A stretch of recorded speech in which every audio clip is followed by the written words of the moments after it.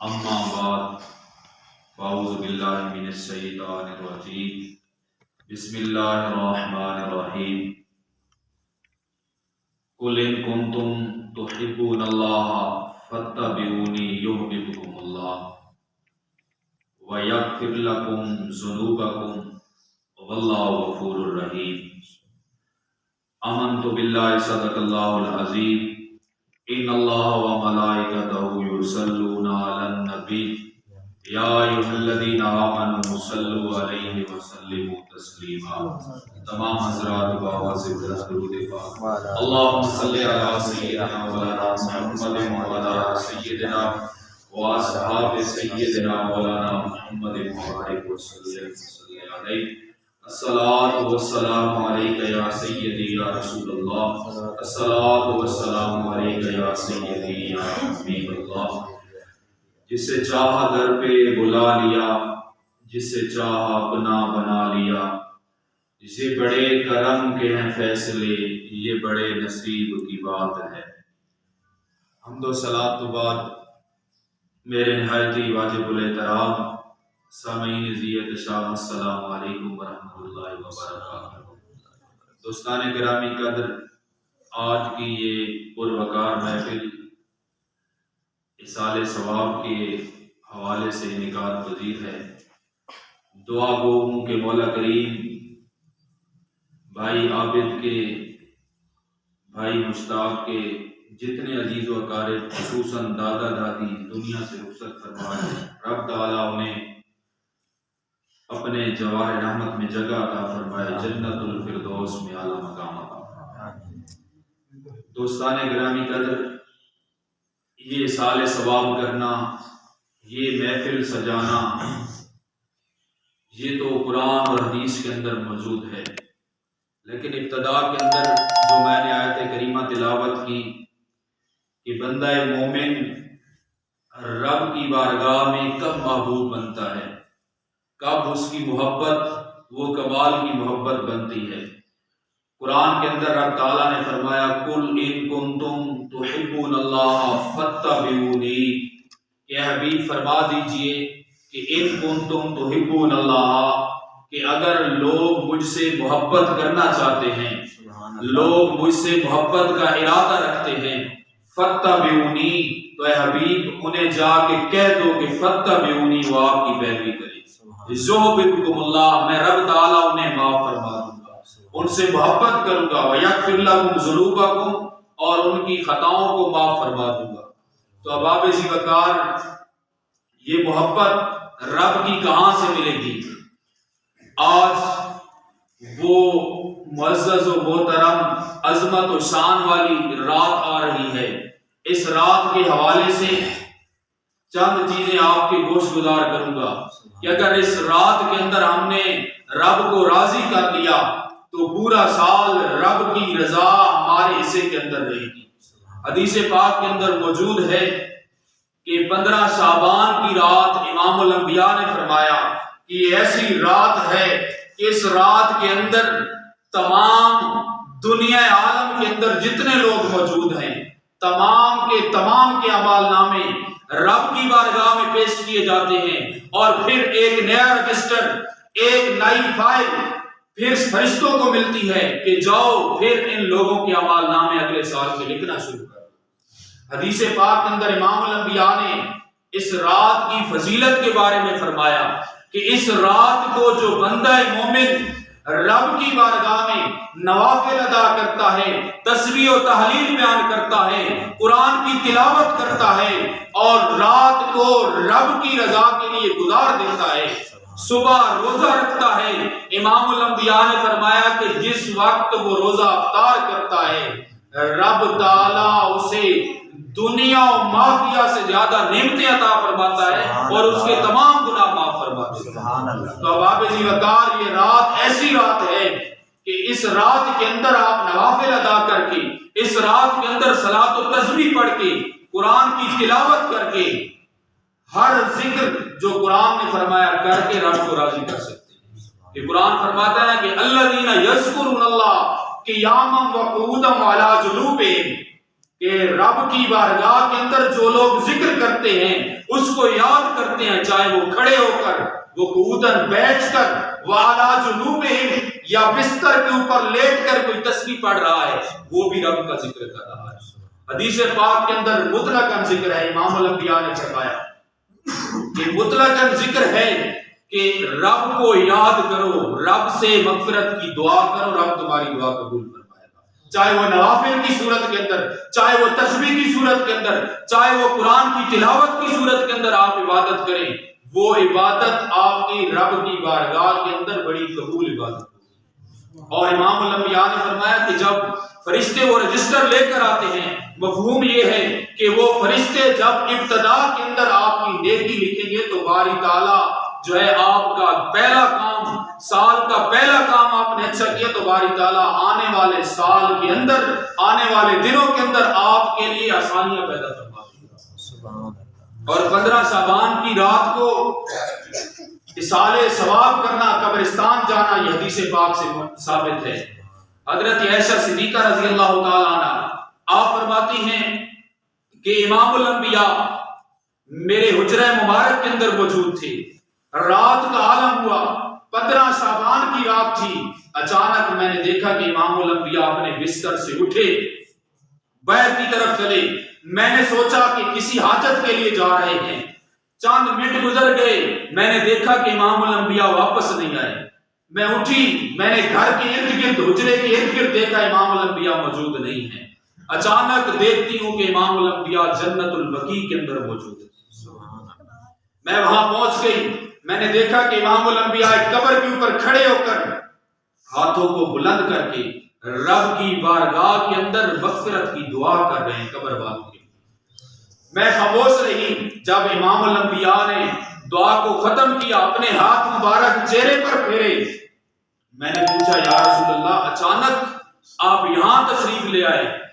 حضرت عائشہ صدیقہ رضی اللہ تعالیٰ عنہ آپ فرماتی ہیں کہ امام الانبیاء نے فرمایا کہ ایسا آج 15 شعبان کی رات ہے، مجھے خیال آیا کہ میں کیوں نہ اپنے مرحومین کے لیے جو اس دنیا سے چلے گئے ان کے لیے اصالہ ثواب کروں، اور اس رات کو قبر کے اوپر جا کر جو بندہ اصالہ ثواب کرتا ہے، فقہاء نے لکھا ہے کہ وہ قبرستان کے اندر جانا امام الانبیاء کی سنت مبارکہ ہے، اور قبر کے اوپر کھڑے ہو کر دعائے مغفرت کرنا امام الانبیاء کی سنت مبارکہ ہے۔ اور فقہاء نے لکھا ہے کہ جو اس رات میں اصالہ ثواب کرتا ہے، دعائے مغفرت کرتا ہے، باری تعالیٰ اس کے مرحومین کے اوپر جو عذاب ہوتا ہے، جو اوپر سختی ہوتی ہے، اس کو دور فرما دیتا ہے۔ تو احباب ذی وقار یہ رات بڑی عظمت و شان والی رات ہے۔ اس رات کے اندر آپ رب کو کمائیں، رب کی بارگاہ کے اندر سجدہ ریز ہوں، رب کی بارگاہ کے اندر تسبیح و تعلیل بیان کریں، قرآن کی تلاوت کریں، چلتے ہوئے، بیٹھتے ہوئے، کروٹ کے بل لیتے ہوئے، کسی حالت کے اندر بھی رب کو یاد کریں۔ تو کہا نے لکھا کہ جب بندہ مومن سو رہا ہوتا ہے اور رات کو اگر اس کی آنکھ کھلتی ہے اور اس نے اگر آنکھ کھلنے کے فوراً ہی بعد رب کا ذکر کیا تو رب تعالیٰ فرشتوں کی محفل کے اندر بڑے فخر سے کہتا ہے، دیکھو اے فرشتے، یہ میرا وہ محبوب بندہ ہے کہ جب سارے سو رہے ہیں تو اس کی آنکھ کھلی تو اس نے سب سے پہلے مجھے یاد کیا۔ تو احباب ذی وقار آج ہم کیا کرتے ہیں؟ نوجوان نسل اٹھنے کے بعد پہلے موبائل دیکھتے ہیں، پہلے واٹس ایپ کو نکالتے ہیں کہ واٹس ایپ کے اندر کس کا سٹیٹس لگا ہوا ہے، کس کا میسج آیا ہوا ہے، لیکن یاد رکھو یہ ساری چیزیں فنا ہو جائیں گی۔ کل من علیہا فان، تمام کی تمام چیزیں فانی ہیں۔ وَيَبْقَى وَجْهُ رَبِّكَ ذُو الْجَلَالِ وَالْإِكْرَامِ، اگر باقی رہنا ہے تو رب باری تعالیٰ کا نام ہی باقی رہنا ہے۔ تو احباب ذی وقار لمحہ بلمحہ اس رات کے اندر، ہر رات کے اندر رب کو یاد کریں، ہر دن کے اندر رب کو یاد کریں۔ جب رب کو یاد کریں گے پھر رب کے محبوب بندے بن جائیں گے۔ قرآن مجید کے اندر رب تعالیٰ نے واضح فرمایا فَاذْكُرُونِي أَذْكُرْكُمْ، جو میرا ذکر کرتا ہے میں اس کا ذکر کرتا ہوں۔ اور حدیث پاک کے اندر موجود ہے کہ جیسے ہم بیٹھے ہیں رب کا ذکر کر رہے ہیں، امام الانبیاء فرماتے ہیں کہ بندہ مومن مومنین کی محفل کے اندر رب کو یاد کرتا ہے، اور رب تعالیٰ اس سے عظیم محفل فرشتوں کی محفل کے اندر اس بندے کو یاد کرتا ہے۔ اور رب تعالیٰ فرماتے ہیں دیکھو میرا فلاں بندہ جو ہے مجھے پکار رہا ہے، مجھے یاد کر رہا ہے۔ حدیث پاک کے اندر موجود ہے، امام الانبیاء فرماتے ہیں کہ باری تعالیٰ پھر اس بندے کے ذکر کو وہیں تک محدود نہیں کر دیتا، جبرائیل امین کو بلاتا ہے۔ جبرائیل امین سے رب تعالیٰ فرماتا ہے جبرائیل میں فلاں بندے سے محبت کرتا ہوں، تو بھی اس سے محبت کر۔ جب جبرائیل امین اقرار کر لیتا ہے کہ باری تعالیٰ میں بھی محبت کرتا ہوں، پھر باری تعالیٰ فرماتا ہے جبرائیل آپ آسمان کے اندر پھیل جا، ندا دے کہ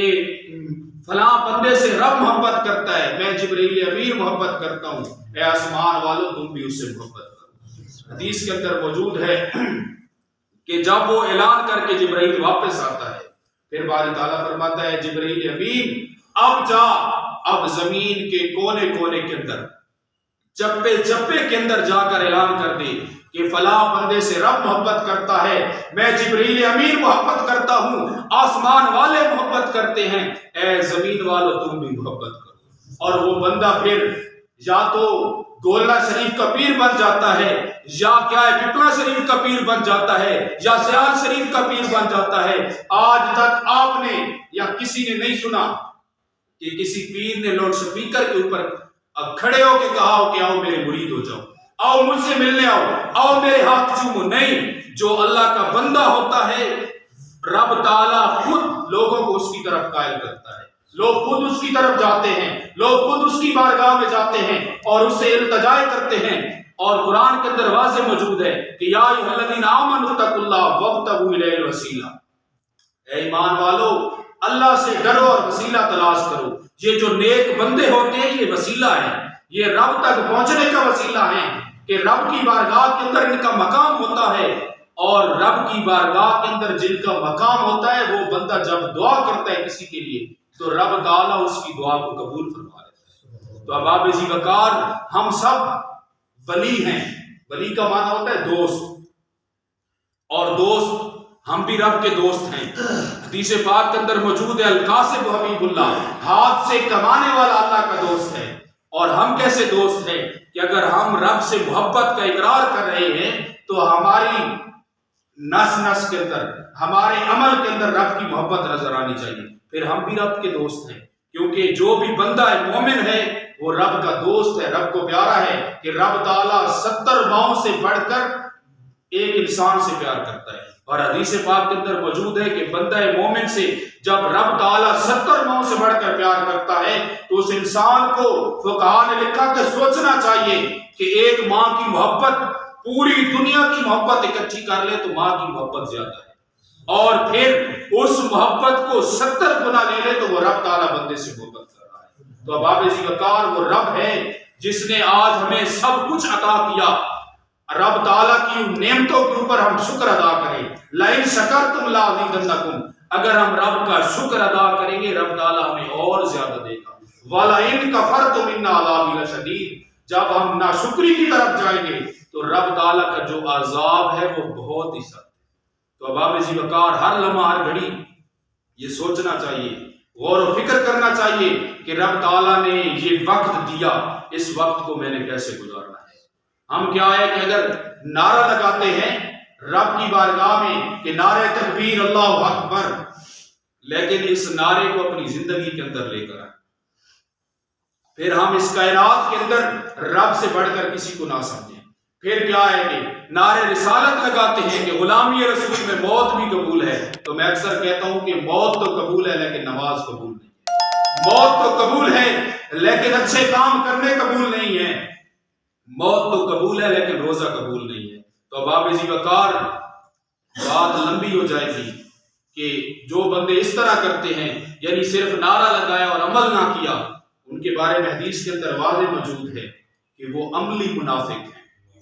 دو منافق ہوتے ہیں، ایک اعتقادی منافق ہوتا ہے، ایک عملی منافق ہوتا ہے۔ اعتقادی منافق وہ ہوتا ہے جس کا عقیدہ غلط ہوتا ہے، اور عملی منافق وہ ہوتا ہے کہ وہ نعرہ تو لگاتا ہے، وہ باتیں تو کرتا ہے لیکن عمل نہیں کر سکتا۔ تو احباب ذی وقار ہم عملی منافق بن چکے ہیں کہ ہم بات تو کرتے ہیں اسلام کی، ہم بات تو کرتے ہیں امام الانبیاء کی ذات کی، لیکن عمل نہیں کر رہے۔ امام الانبیاء کی جو احکامات ہیں، آپ کی جو حدیث ہیں، ان کا مطالعہ کریں، سیرت النبی صلی اللہ علیہ وآلہ وسلم کا ہم مطالعہ کریں تو ہماری زندگی سنور جائے گی کہ ہم نے زندگی کو کیسے گزارنا ہے۔ صبح سے لے کر عشاء تک ہماری زندگی جو ہے وہ آسان ہو جائے گی۔ اللہ رب العزت کی بارگاہ کے اندر دعا ہے کہ مولا کریم مرحومین کو جنت الفردوس میں اعلیٰ مقام عطا فرمائے، اور جتنے لوگ یہاں تشریف لائے رب تعالیٰ ان کے صغیرہ کبیرہ گناہ معاف فرمائے۔ وما علیہ الا البلاغ۔